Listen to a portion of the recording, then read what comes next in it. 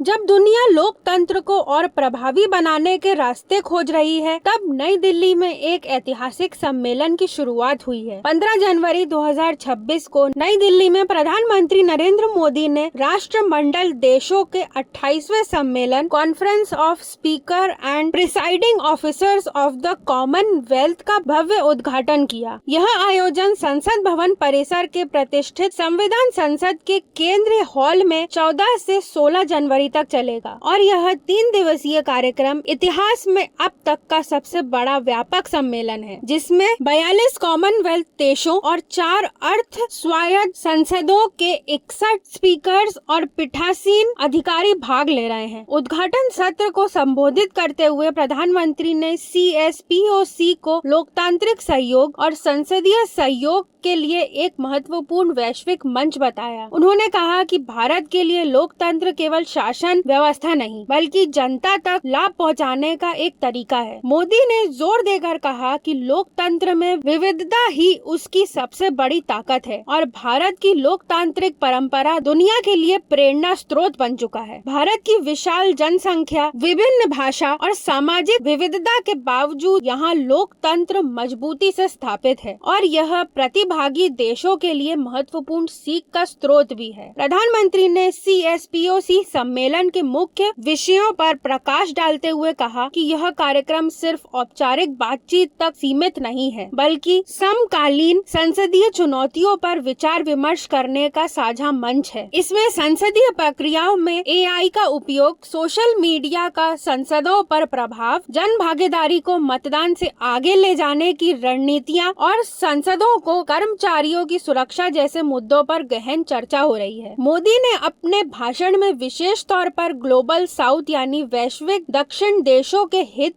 की वकालत करी। उन्होंने कहा कि भारत हर वैश्विक मंच पर साउथ ग्लोबल के मुद्दों को मजबूती से उठाने का प्रयास कर रहा है और इसी सोच के तहत भारत ओपन सोर्स तकनीकी प्लेटफॉर्म विकसित कर रहा है, ताकि विकासशील साझेदार देशों को भी भारत जैसे प्रणालीगत तकनीकी समाधान अपनाने में मदद मिल सके। यह पहल वैश्विक सहयोग को नई दिशा देने के साथ साथ विकासशील देशों को आधुनिक संसदीय प्रक्रियाओं में भागीदारी के लिए भी सक्षम करेगी। CSPOC के इस सत्र को लोकसभा अध्यक्ष ओम बिरला की अध्यक्षता प्राप्त है और सम्मेलन का मुख्य विषय संसदीय लोकतंत्र का प्रभावी कार्यान्वयन रखा गया है। भारत चौथी बार CSPOC की अध्यक्षता कर रहा है, जो दर्शाता है कि देश संसदीय कूटनीति और वैश्विक सहयोग में अपनी भूमिका को और मजबूत कर रहा है। CSPOC के दौरान भाग लेने वाले प्रतिनिधियों के बीच औपचारिक विचार विमर्श, सामूहिक फोटो सत्र और पारंपरिक अनुभव साझा करने की सत्र भी आयोजित किए गए हैं, जो लोकतांत्रिक तंत्रों के समन्वय और संसदीय अभ्यासों में नवाचार लाने में योगदान देंगे। प्रधानमंत्री ने यह भी कहा कि भारत की